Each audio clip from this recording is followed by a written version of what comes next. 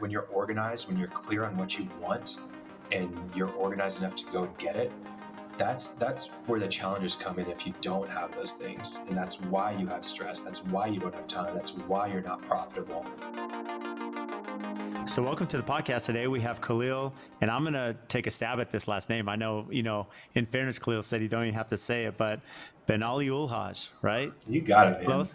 Man, you're a quick learner. No, it's a little tough one, but I think more importantly, I'm super excited to have you on, especially as we were introduced, Khalil, and just for a little frame of reference, he is not only a co-host of a fellow podcast, which is the Cashflow Contractor, but also founder of Banali, which is a consultant, agency for contractors. So essentially exactly what all of us contractors, who listen to our podcasts and, fellow consultants in the design build industry want to learn about how to better market their business, run their business, and all things you're going to be speaking about today. So, I think it's pretty, I think that sums it up essentially, Khalil. So, It does. Great job. I appreciate it. It's good. Thank you so much for having me on. I'm happy to be here. so maybe we start with this, fellow podcaster, Cashflow Contractor. I know that's the title of the podcast, but you also speak about, essentially you're an agency for contractors. What is the Cashflow Contractor? Yeah, the Cashflow Contractor. So me and my co-host Martin Holland, have been working with contractors myself for about 7 years. Him for, he's in his 70s now, so quite a while. But we had, we wanted to get a podcast going, and we thought about, and what is it that we all want as business owners at the end of the day when we're overwhelmed? When we think about our business, we really want less stress, more time, more money, and more time meaning more time to focus on what we want to focus on.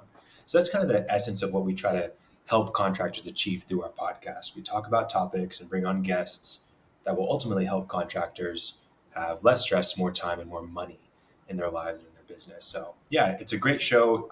I know you've been at this for a while. I was poking around your YouTube channel, and I understand it's a grind, but you've kept at it. I love it. And we're not, I think, you're a little bit ahead of us in terms of episodes, but we've been doing this for about 3 years as well. So it's a lot of fun.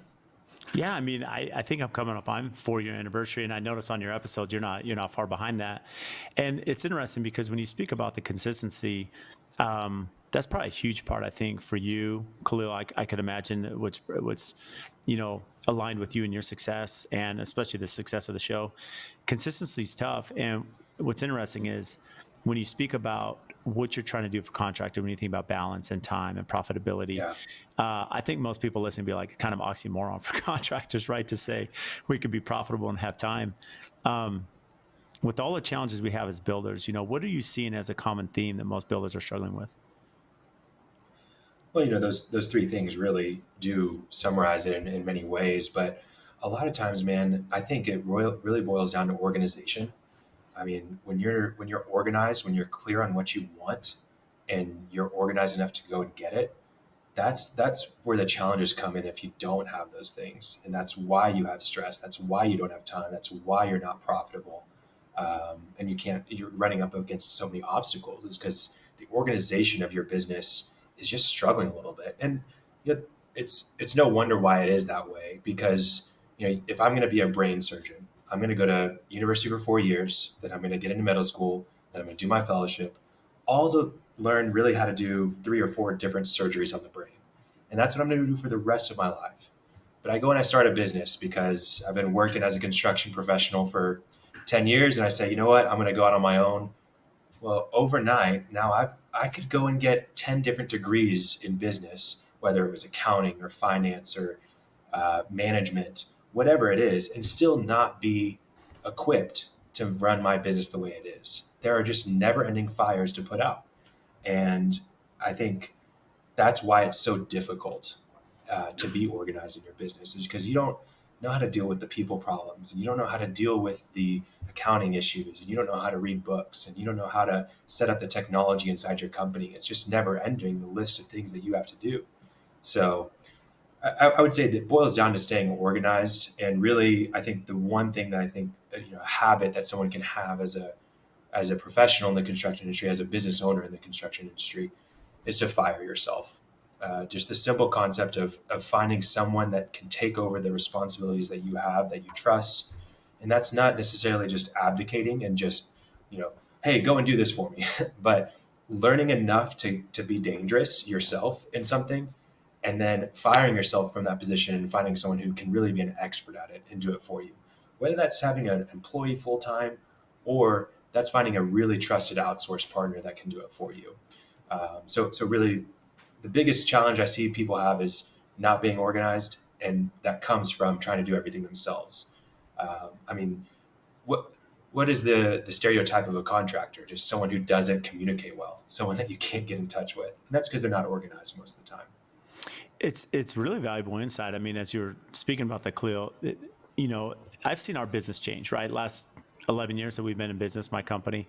Um, and again, these are topics that I wish I knew sooner on. When you talk about fire yourself, I think it's a really interesting concept because essentially and you broke it down because it's really easy, I think, for some people to say, well, just hire someone who could do it better, could be efficient, they could take that off your plate. But then you're thinking about costs and overhead. And as your company's growing, there's some variables there. But you made a comment, you said, well, you can hire that out too. And so let's take the financial aspect. That it's really important to understand the financial health and how you monitor your business and how you're billing and cash flow and all these things that go into it. And yeah, depending on the size of your company, you could maybe be in a position where you can hire your own accounting team, your own controller, your own CFO, whatever it may be, or you can find a fractional CFO. I've had guests on there, fractional CFO.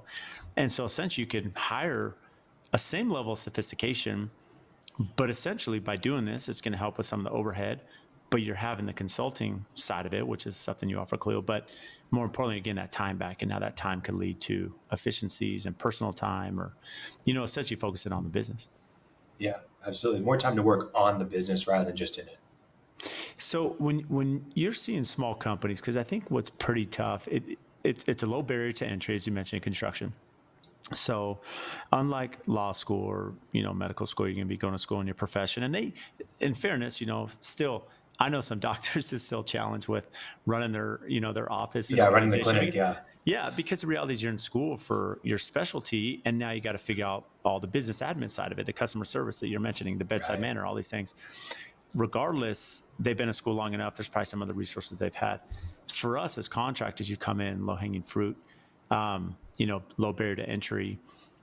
Do you tend to see certain key areas that people are subbing out? We talked about accounting, other things people may or may not think of that they could maybe sub out or hire to alleviate some of that time, especially as they're just beginning and may not have the overhead to just hire these positions.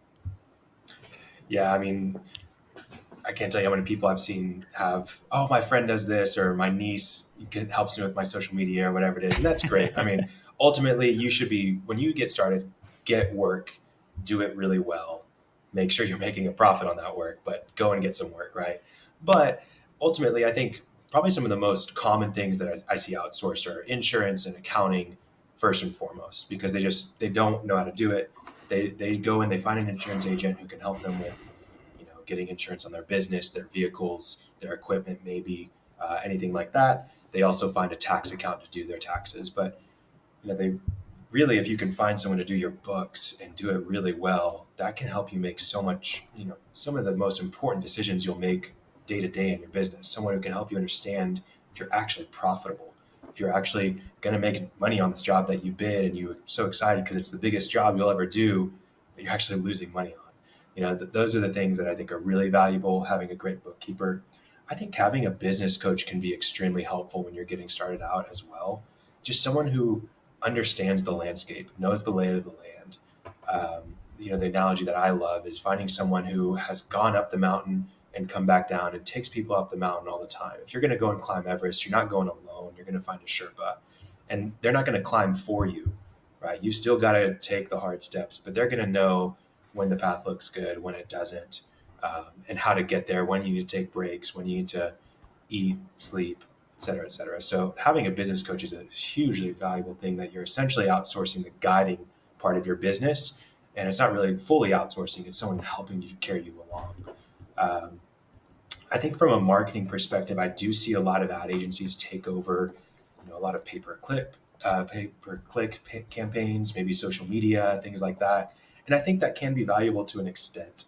Um, I think at a certain level, though, if you're going to be authentic to who you are and you really want to have good customers, you've got to be involved in the marketing at a certain capacity. Um, yeah, lots of different outsourcing things that are out there, but ultimately, I think I'm trying to think specific for construction rather than just general business. I think, for a lot of people, they're trying to do everything themselves, and even on the construction side. And the reality is, like, just talking to a cabinet shop the other day, and they've 100% outsourced their installation process. It was always the bottleneck for them. It was always the biggest headache, and it was what was causing them to lose money on the job. And they've gotten rid of so many different errors in their installation process and customer complaints, and so many different challenges that they've had internally are just gone because they've outsourced installation. They still fabricate the cabinets. They still do the design. They do everything on the project besides the install, and it's been great for them. So don't feel like you have to do everything yourself, right? Um, I think something that we do want to talk about today is even just culture, and I think that's one of the things that you need to work on your business for. And that's one thing that you can't outsource. You can't outsource your culture, right? And I think one of the biggest challenges I see that, with staying organized in someone's business is that they haven't really instilled a culture that is organized. They haven't been diligent about putting the time into thinking about their vision for their business and what the mission is that they're trying to accomplish. They haven't really solidified the values that they want to inhabit inside of their company, and that's something that you're never going to be able to outsource. And so focus on those things that by outsourcing you can effectively focus on the internal things that you can't outsource, right? And one of those things is absolutely culture and just leading your team. It's genius. And I was just making some notes here, Khalil, as you were mentioning, the accounting thing we touched on. And I think what's really important is all of these items come with an investment. And you think about any of us, if you're going to college, you're investing in yourself, right? For the potential that, that investment's going to carry on to an opportunity, door will open and so forth. And so, yeah, some of us may have student loan debt, right? You in all aspects, you may take a loss leader as a business owner, but again, you're investing in yourself and company because it could be the right neighborhood or the right opportunity, and you're going to catapult that, right? You build on that. But what's interesting that I don't think I realized early enough in my career, what you're speaking about now, is that when you talk about the early on business coach or a really high end, some expert that's going to understand the financial of your business, not only from the day to day billings, financial health of the company, but you said something that's really interesting. You talked about the cabinet company, and really a lot of us could spend a lot of time on an aspect of our business or maybe even a scope of work we perform that's not profitable. And it takes a lot of our time and resources. And if someone's analyzing that and really understands, and the Sherpa example is really good because I'm obsessed about Everest. I've seen like all those documentaries, but Oh, yeah. yeah. And so where that really relates is that you have someone that's climbed this mountain multiple times and it's dangerous, right? People die on the mountain. There's a lot of complexities to anyone that knows anything about Everest. And again, I'm fascinated with it. Life circumstances never let me pursue the opportunity, but I digress. But the reality is you have a Sherpa that knows the pitfalls, Yeah. and that's really what the business consultant is, because early on, there's mistakes I've made in my career. There's mistakes all of us make that had we had someone that Sherpa alongside, we could have avoided those, or maybe even changed our focus a little bit so that we're now heading down the right direction, the right path, that, we can now expedite that growth. We can expedite that opportunity and really grow at a faster, more healthy level. Yeah, absolutely. I mean, and it's not that the business coach or the consultant is going to, make sure that you get to the top without any issues. Like there could be an avalanche, there could be muscle cramps that you have while you're climbing the mountain. There's so many things that come up that you just can't predict, right? But at least having someone that understands those challenges and knows how to navigate them is because they're going to come up in your business, right? Someone's going to quit in the middle of a job. You're going to have a workers' comp claim filed on you that you're really nervous about. Customers are going to leave you a bad review. There's just so many things that are going to come up that you're going to be thinking are the end of the world. And to have someone that says, "Oh, wait, no, I've been through that before. I've seen this," is so helpful because it becomes rather than uncharted territory, it becomes territory that you can charter together. What's interesting is going back to the marketing aspect. You talked about that. Some of us may have a friend or someone does social media, but you said that even if you're outsourcing that, or even if you're working with an agency, or even if you're working with friend or family or print, whatever it is, you said you should still have involvement, and that's one of the things you definitely want to be involved. Maybe touch on Yeah. that, because I know marketing is you have a lot of expertise in this realm. Yeah. You know the value of marketing and why it is important that even if you have experts behind the scenes, why the owner themselves should be involved. Yeah, well, and you do a great job of this, right? I think it just really brings a face to the brand. Not at the same time, you don't want to be the only face of your brand. That's when you can't sell your business because it's really just you. That's when you can't do anybody else. Nobody else can really step into marketing because it's just you, and people aren't buying your service, your product. They're buying you, which is you can get rich that way, and you can have a lot of fun that way. You can do meaningful things that way. So that's fine to be the face of the company, but you also want to have systems in place to be able to do things without you, right? To be able to market through the rest of your team, through your employees. Um, but ultimately, you want to be involved because if you just are outsourcing it to an agency, you've really outsourced your first interaction with a customer, right? The first interaction that someone has with you, when it's clicking on an ad, when it's visiting your website or seeing a post on social media, the first interaction they're having is with someone who really doesn't understand the ins and outs of your business and what you're offering, right? Now, there's agencies that can do a fantastic job at getting your message across really clearly, but really you should be really focused on your message as a business. And when you're focused on it and you are very clear on what you do for people, how you help them, we can even divert here a little bit to the heart of the messaging. But when you're really honed in on your message and you have extreme clarity on it, and then you've given that clarity to your team, and then you've communicated that through your social channels, through your website, through your ads, now everyone's really clear on your message because it's coming directly from you, and you're going to be able to be much more effective so that when someone calls the phone, I can't tell you how many times I've worked with people that they're getting calls about offers that they didn't even know were out there, or they're getting people saying, "Oh, I love seeing that on social media," and like, what are we even talking about, right? You want to be connected to your brand. So, in terms of messaging, I'll go down that direction. Are you familiar with brand I, I, script? I, I what's interesting is I actually am a little bit, and so Okay. again, I'm not an expert, but I would imagine most of our listeners aren't. So I want to have you explain this when you talk about the hero and the villain, and really how Yeah. you want to present that and who that is. And so, story brand is something that I've become obsessed with the last 3 months, and so, but Okay. again, yeah, Great. walk us through that.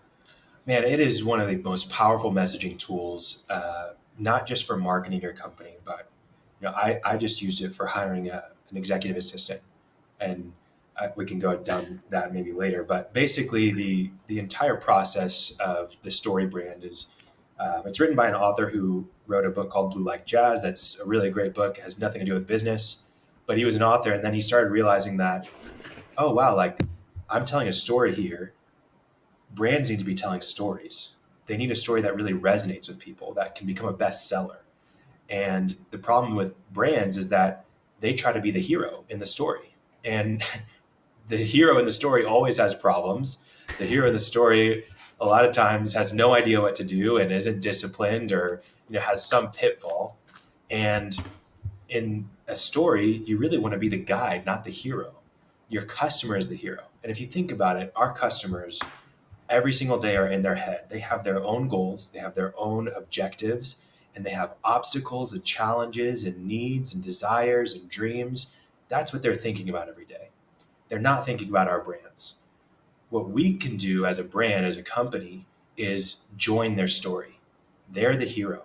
And if you go down the process of the brand script, there's a character, our customers, and we understand who that character is, and then they have a problem, and then they face this problem, and then they finally meet a guide. If you're Luke Skywalker, you meet Yoda, right?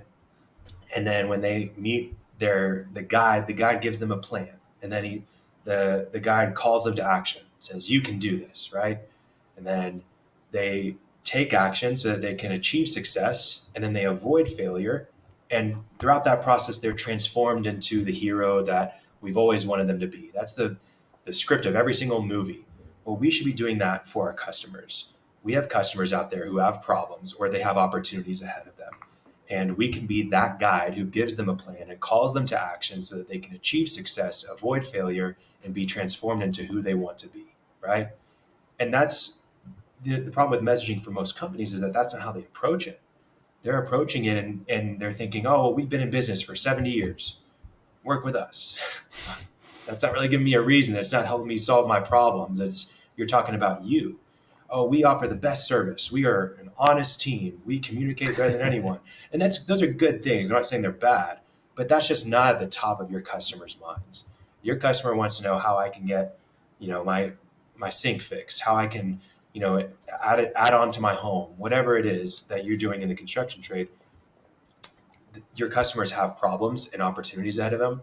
You want to join as that guide, not the hero. I love that you share that because so many of us, I could tell you early on, not understanding the guide in the hero context there.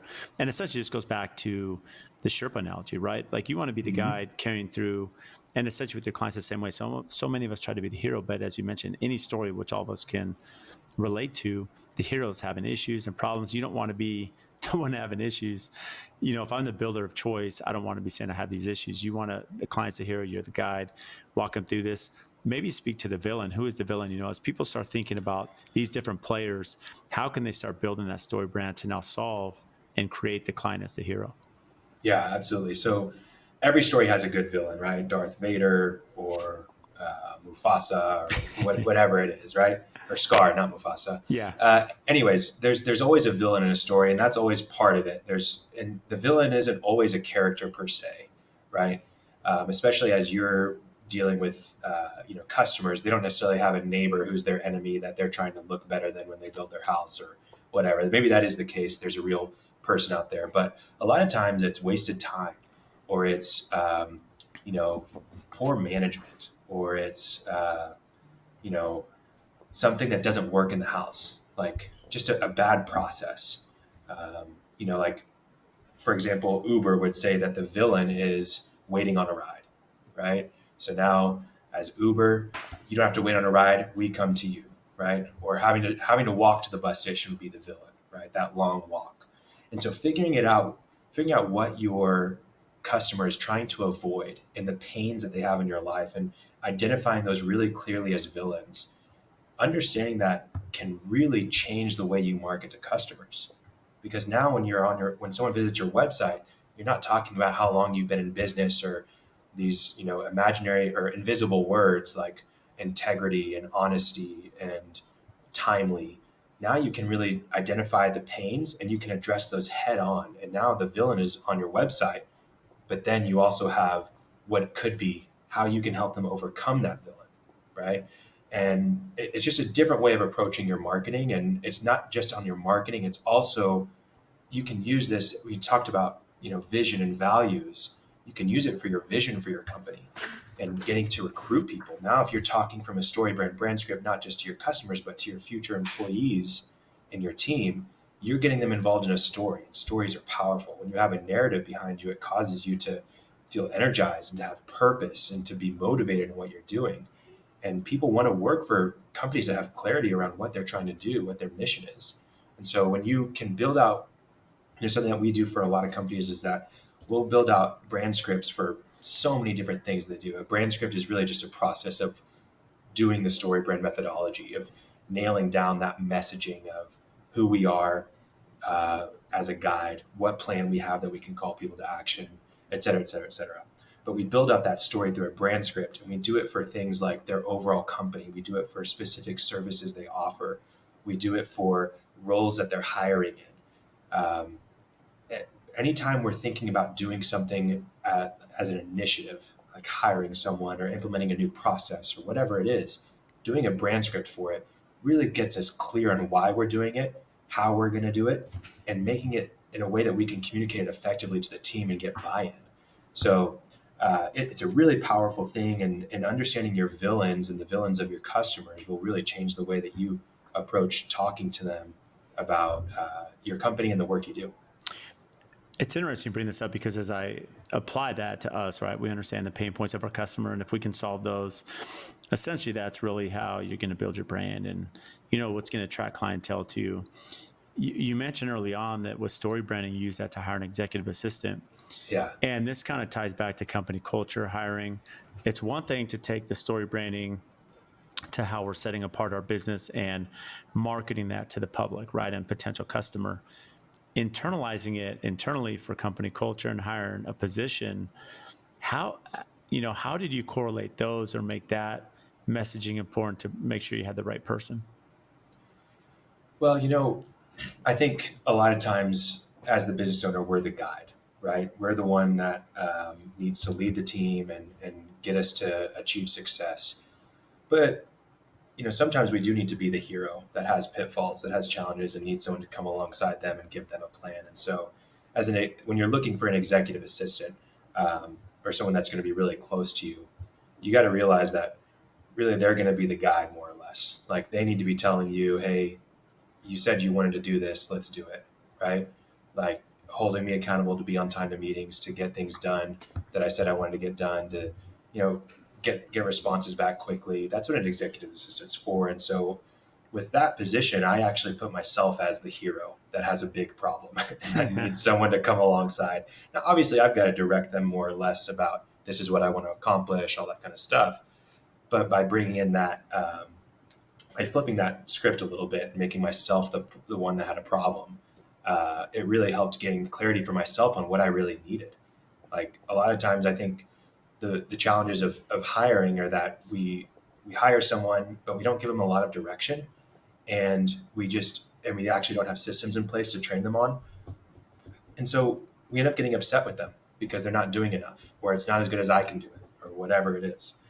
And I think I've actually been through an executive assistant before, and the challenges that I had, I knew were my challenges, not necessarily that person's. They were very good and effective and did great work. It's just that I wasn't prepared to have someone be my assistant. And I didn't have the systems in place for teaching them how to write emails the way I do. And not that they're going to send them, but I'm going to review them. Well, for a while there, I was just reviewing emails and rewriting them. And I would create agendas for meetings with clients, and then I was having them do that, and I would have to redo it myself. So ultimately, I realized that I had the problem, that I needed some accountability from my executive assistant, just getting the things done, not that they needed to actually do it. Anyways, long story short, I think just understanding whenever you are hiring uh, that there is a purpose for that role and having a real clear purpose on it, and knowing what the plan is for that role, and helping see why this role is going to transform us from avoiding failure and achieving success is really valuable. And I think the brand scripts do that in a really clear way. It's interesting the retrospective analysis you gave, as you internalize this for you, Khalil, and you're thinking about, well, the first time maybe I wasn't ready, but now I'm very clear and understand my expectations. It's funny how, and the other analogy I could give is that, as a builder, I feel that we become numb. One of the issues that I know I have or my team has is on a day-to-day basis, we understand the complexity of building a home, right? This is what we Yeah. do. We're living it. We understand that not every day someone's going to be on site. It's not the end of the world. You're kind of formulating this.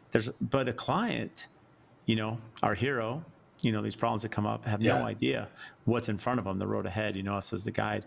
And if we're not setting realistic expectations, or as you mentioned, if I want to hold you accountable, something clear on this is marriage, this is life, this is family, client relationships, this is employee relationships. If you don't have a clear expectation of what I want you to do, like how are you going to perform? How could I get upset with you? And thinking you're going to read my mind, you're not a mind reader. And as a builder, I know anyone that's built their own home, you can be building your own home and be like, oh, I forgot that you're going through this emotion. I forgot that you're going to be dealing with this issue or this bust. And so it helps you on the flip side to say, okay, how can I make this client experience a lot better because I'm living through it myself? And probably similar to you that now, hey, I'm putting myself as the client, I'm hiring an executive assistant.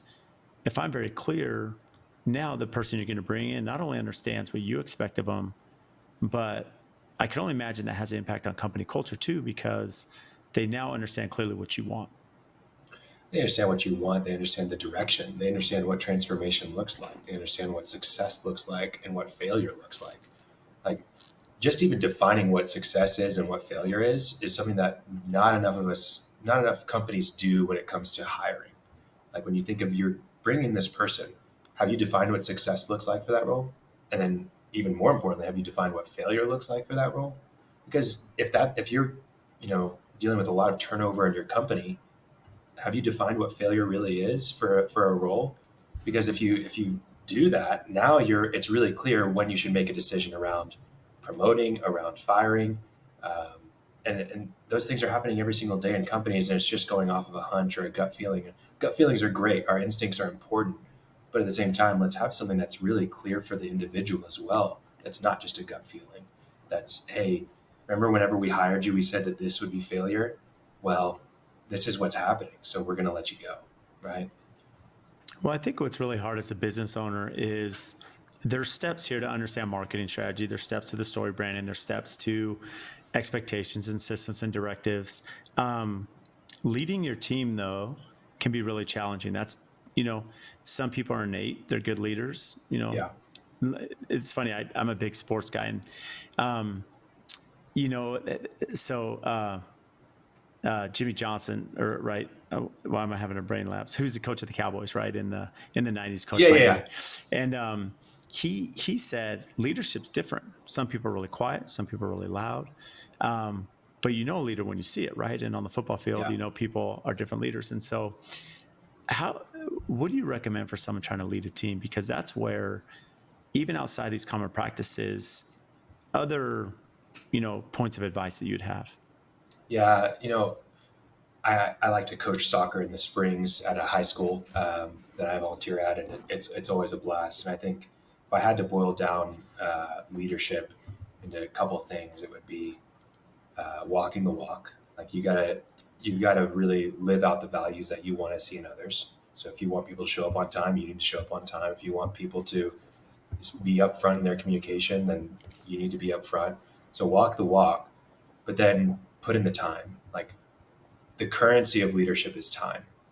And if you're not willing to invest time in the individuals on your team, into your direct reports, then you're not just going to see culture be, you know, wonderful and lovely and perfect at your company. It's just not going to happen if you don't put that time in. And what does time look like? It means when we're starting the day, that you show up and you have a conversation with someone. It means that you have rhythms inside of your week to week where you have different touch points with each person on the team that is reporting to you or that has a relationship with you at some capacity at work. It means putting in time to things that aren't just about the bottom line or about business, but about family, about things that matter to all your employees, because we all have lives outside of work. And if you're not putting in that time and you're not walking the walk, how can you expect people to care about you, to care about your business? I mean, you're trusting these people with your livelihood as the business owner. Like, this is your baby, and you should care about their babies. You should care about the things that they care about. And when you do that and you put that time in and you show them that you care and then you walk the walk, you can start to build a culture around those things. If you're clear about what you want that walk to look like, and then you do it yourself, and you don't just communicate it through words and through a employee handbook and through posters on the wall, but also they see it on you wearing those values every single day. And then you also care enough to give them the time that they deserve as an employee of your company, as a human being. Then they're going to have more buy-in. They're going to feel like, oh wow, that's I want to be like my boss. I want to live those values, and I see what we're trying to do here. I really enjoy being around our company.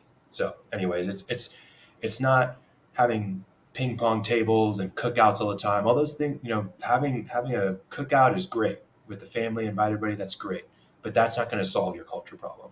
It's the day to day interactions. It's the way that you carry yourself in that office and on the job site every single day that really builds the culture. Yeah, essentially. I mean, those are enhancers, right? I mean, these little things enhance are the icing on the cake, but the base, as you mentioned, you said a quote that I know I have to say again because you said currency. Um, the currency of leadership is time. I wanted to Yeah. say that right. That's exactly what you said, and I've never heard it said in that context. But I think that's the reality of any human interaction, right? I mean, why do I care about what you know until I know about how much you care, right? I mean, there's so many analogies to the Exactly. time, but and what's interesting is, David Kohler with Kohler, I know that for him, he stepping into the company, he could have, come into a leadership role, and he was working as a plumber, right? He had to work his way up to understand all the aspects of the business. And you see that, some of these really good companies, I know GE, um, General Electric, right? When you go into their Yeah. finance division, they're going to send you into for 2 years, 4 different aspects of the financial side of the business for 6 months, and you go through this extensive training, and part of it's to really understand what you're good at. Part of it's to really understand what you're, you know, really what you're going to be excited about doing every day. But the reality is, us as leaders and managers, if we understand the nuances and the challenges that each of our employees are dealing with, if we've been there, if we're given the time commitment and we're accessible to them, to your point, that's the currency, right? That's going to lead to good company culture. Yeah, absolutely. And it can't always just be on you too. Like if we're gonna have a strong pyramid, I don't know if you know the inverted pyramid for servant leadership, but regardless, if you're gonna have a really good foundation and you are that foundation, you've also got to have really good framing. And that framing is your middle managers, your leadership team that's right below you, your foreman on the team. You've got to train them how to put that time in as well, because it can't just be coming from you. At a certain point, when you grow and you've got dozens of employees, it can't be you, right? That's going to be too much. You don't have that time. And the currency is time, and you don't have it, so you can't lead those people. You've got to lead the people that are closest to you, and then you've got to show them and coach them how to lead the people that are underneath them. Um, and so the house doesn't stand without that. You've really got to train the people on your team to do that as well. It's funny because I was just speaking about this week in Khalil, which is perfect timing. So, what's interesting, as any company grows, to your point, you're going to have, you as the leader of the company. Your time is focused on other aspects of the business, and that's going to evolve, right, as the company grows and you have more people in the pyramid. And having a strong leadership team in the different departments is super valuable because they can essentially be the currency when you can't be, right, at all Yep. points. What's really hard though is when you're a small company, there's still, everyone's calling the president. They're calling you, Khalil, all the time, and you're answering the questions, you're solving them for them. And it's that handoff of the baton to say, okay, well, now you got to go through middle manager. Now you have to go through my director. Now you have to go through whoever. And it's not that they're bad. It's just that retraining. And what's interesting, I was speaking to Justin Newman, who's a friend of mine, and he's an executive of a big commercial company. Yeah. And a technique that he had, he said, look, I was kind of solving everything, and we had a new VP, right, that was under me. And the same thing was still happening where, not lower level, but essentially superintendents and other people were calling them just on some questions. And his response was always like, that's a really good question. Have you spoken to Heather about that? Who's the new VP? And always out of habit, they're like, yeah, you're right. I should be speaking to Heather. Why am I calling you? And so part of that from a leadership side is also training those to say, hey, give an authority to those you put in command, honoring that, not overstepping that, and saying, hey, have you spoken to so and so? And then that way they're also understanding what that leadership pyramid looks like internally. Yeah, absolutely. You've got to train that behavior. I think, I think of it in terms of two sides. You've got the behavioral side where people have to be accustomed to speaking to Heather when it's appropriate, right? But then you've also, you know, for me personally, I fall back to my systems and to what I call rhythms in life. Like I know that if when I'm starting my day, the first thing I'm gonna do is I'm gonna look at my calendar. And if it's not on the calendar, it's likely gonna be forgotten. Like that, I'm religious about it, right? Same thing, like if you want people to have connection, to spend time together, to work together and be led by one another, you've got to have rhythms in place that encourage the behaviors that you want to see embodied. And so if you can put some rhythms in place inside your company that create those connections for those times of collaboration, then you're going to have a much more successful uh, process of them becoming of people becoming leaders. And so that just means, like I've since downsized, but I used to have a team of 12. It's not massive. And within our team of 12, I would have one-on-ones with my directors. and we had a one-on-one every single week. And I would say about 25% of the time we talked about work. It was only a 30-minute meeting, but the rest of the time it's really about just investing them as people, about their careers, about what skills they're trying to learn, about the problems they're having as they lead others. And then we would always have a team meeting once a week. And that team meeting would be 30 minutes, and it would be everybody together, and it would just be having fun. It would be telling stories, telling our wins from the week, whether it was professional or personal, and then telling our mistakes from the week. Where did we mess up? And then through that experience, everyone gets to be a little bit more vulnerable and a little bit more connected and a little bit more like they feel like, man, we're in this together. Like, oh, wow, boss said he had a mistake. Wow, he's not superhuman, you know? But I think if you can have those rhythms in place, sometimes we like to wait for the water cooler talk or whatever it is. But I mean, that's as simple as just having a daily stand up with your small team as a foreman. Yeah, I've got 4 guys underneath me as a foreman. We do a daily stand up where we go through our checklist, but then we also just check in and see if they, caught the Monday night football game and, all that kind of stuff that happened. But it's intentional time where we have a rhythm where we're going to be connected. We know it's going to happen. And it just allows us to build that culture really easily, and we know it's happening, not leaving it up to chance. Yeah, I love that. There's so much more strategy behind it. To move this a little bit to the website aspect, which I know you have a lot of expertise in. Yeah. Um, People, websites are all over, right? And Yep. even if you have good social media, even if you have a good Instagram or YouTube, there's so much value in the website that is really Yep. important that people need to spend time. Um, Maybe touch upon the importance of having a website, why some convert, some don't, just Sure. why, how that could be the backbone despite any success someone may have on social media. Yeah, I'll just run through some really quick tips for people, for contractors specifically that have websites. Ultimately, people are coming to your website because they want to see that you're credible. They want to see the kind of work that you're doing, and then they want to get in touch with you. They may be interested in pricing depending on what kind of contractor you are, but some of them are also going to understand that it's going to require a conversation before they can get pricing. There's several ways that you can answer those questions, but ultimately, you need to have a website that makes people feel comfortable working with you. So if they start seeing stuff that's out of date, if they start seeing stuff that's not really working very well and on from mobile to desktop, already they've kind of written you off, or they're just relying on someone else's word better than their own judgment because you were referred or whatever it is. So on a website that converts, it's really straightforward. It's speaking directly to the customer, just like the brand script that we talked about earlier, and using language that helps them identify their problem and see you as a solution. And then it's providing them an opportunity to take action with you, right? Calls to action, where that's either call, fill out a form, how can I get in touch, how can I move forward, right? You also probably want to give a plan of some sort, kind of like the story brand script of, hey, you call us and you schedule your design appointment with us. We we come back with designs for you to approve. After that, we order the materials and get to work. Something as simple as that. But try to make it really simple. You don't want to have some 20-step process of what it's like to work with you, because then even though it may be that long internally, for the customer, 20 steps feels like a lot. Let's just make it one, two, three, right?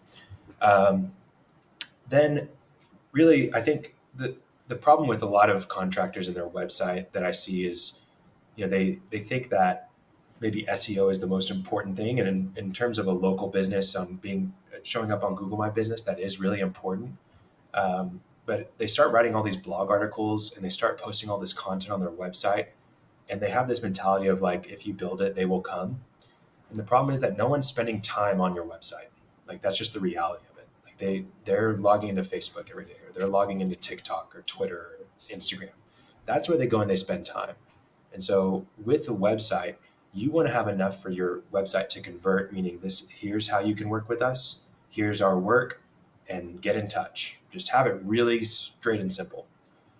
But if you are going to add content to your website, it should be content that allows you to be repurposed on other channels. And I think you do a fantastic job of this, looking through your LinkedIn or any of your other social, like YouTube, anything like that. You're posting content that gains attraction, and it's the content that is a video of you walking through the finished home, or the home that's being built in process, or whatever it is. And people love that. People love before and afters. People love seeing something that's beautiful. And as contractors, we have to recognize that we're a visual business for our customers. They see the transformation visually. It provides a feeling for them maybe, but it is a very physical thing. And so as a contractor, one of the easiest things you can be doing for your website is showing them what it's like to work with you by the results of what you've done. So here's the before, here's the after. Maybe you get a quote from the customer or something like that on the project, but make sure you're getting professional photos done. If you want to do a video walkthrough with your phone too, that's great.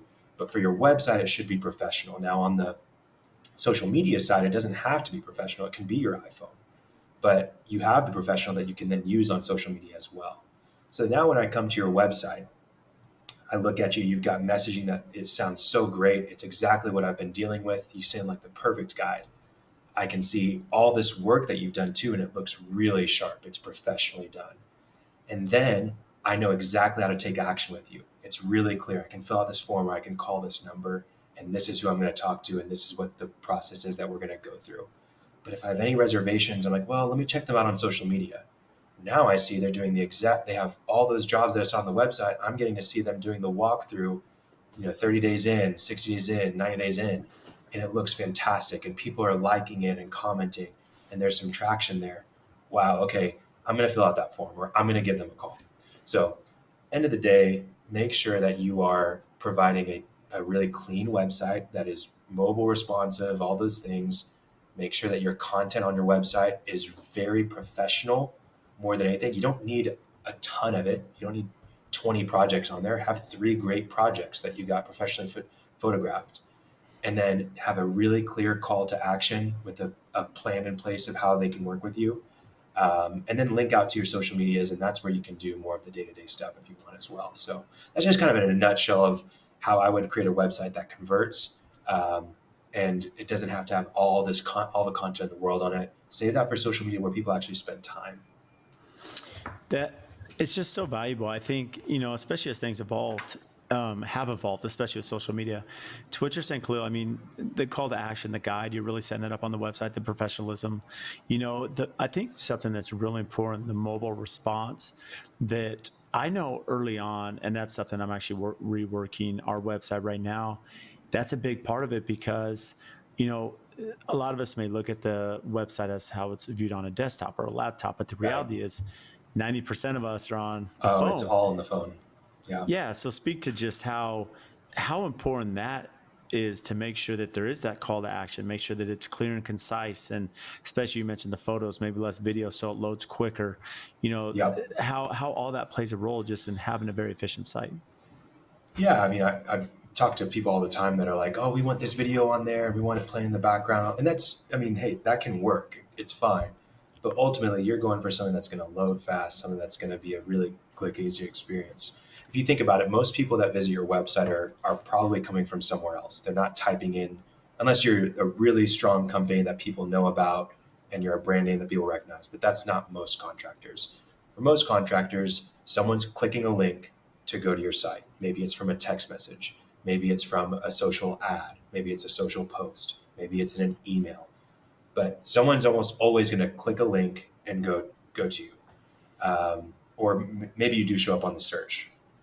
So something that you don't think about, all of these social media companies, Facebook, Instagram, LinkedIn, whatever it is that you're on, they all have their own browser. You wouldn't really recognize it unless you were paying attention, but they all have their own browser because they want to know what you're doing when you click the link.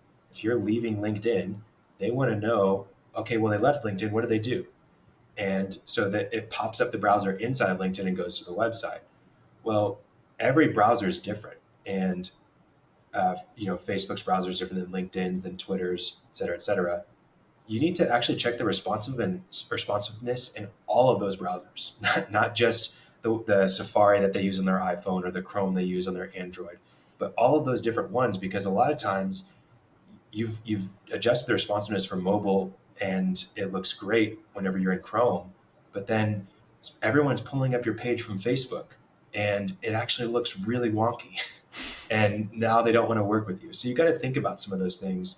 Ultimately, just think about the user experience. Think about what your customer is doing, and then walk through those processes. Okay, they're clicking on my page from Facebook. What does this look like? can they actually fill out the form pretty easily, or does that look weird? Go through that process. And then if you're realizing, oh man, it's loading slow. Well, why is it loading slow? Oh, it's because we've got, 3 videos that are playing in the background on this one page that we're driving people to. No one's converting. No one's filling out this form. Well, why not? Well, walk through it yourself.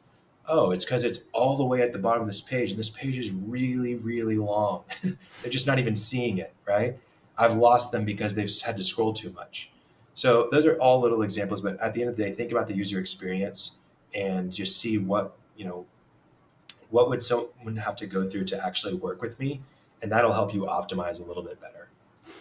Oh, it's such good advice. And, the backlinking stuff, and that's why you need an expert such yourself, Khalil. I mean, you need someone on there that understands not just the branding, but the formality of it. Yeah. From the podcast side, there's a big commitment for you. I mean, you have a ton of expertise. You have, with Banali that you're doing. Why the Cashflow Contractor? Why did, you and Martin Holland decide to do this and take this investment out of your time? Yeah. So a couple of things, for my business, this is conversations are essentially uh, the before and afters for our business, for my business, right? So for, a contractor, for what they do every single day, they should be taking photos of it and then showcasing that work. Well, conversations are the exact same thing for me. I'm talking to businesses every single day, and I'm helping them through real problems. And that is my before and after. And so, what better way to do the before and after than on a podcast where we can talk? I can have those same exact conversations that are recorded day in and day out that can then be, you know, distributed throughout the world on social media and every other platform. It's crazy that we can do that. The technology is here today, but it's amazing. But now, whenever I'm, dealing with a potential client and they're dealing with this problem, I can consult them for that 15 minutes. But then in my follow up, I can send them the 3 podcast episodes that we did to cover that same topic. And now they get to, it helps them. And that's the most important thing, that someone's actually getting sound advice and that they're able to hopefully move forward in a really meaningful way. So I enjoy having that impact. But if they still are struggling and they still need some help and they want someone to walk them through it, they know how to get in touch with it now. And they have a little bit more trust in me because they've heard my conversations. Just like someone's got a little more trust in you as a contractor if they see the before and afters and even the during on social media. So really wanting to be helpful. It's great not having to jump on consultations for 2 hours with people because I can send them content. And I get to help more people that I would never work with that are in foreign countries that can't afford me or whatever it is.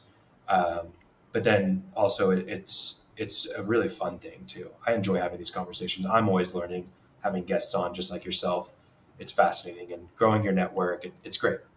Yeah, I would agree on all those things. I think the conversation, there's something about, I mean, Khalil, you and I have never met in person. I have you on for an hour. I leave and I'm like, there's so many valuable things that not only I learn and implement in my business and, but moving forward, trusted source, and especially the information you're putting out there, there's a bond that's happened in that communication, as you're on with Yeah. someone. And to your point, marketing, there's a lot of benefits there.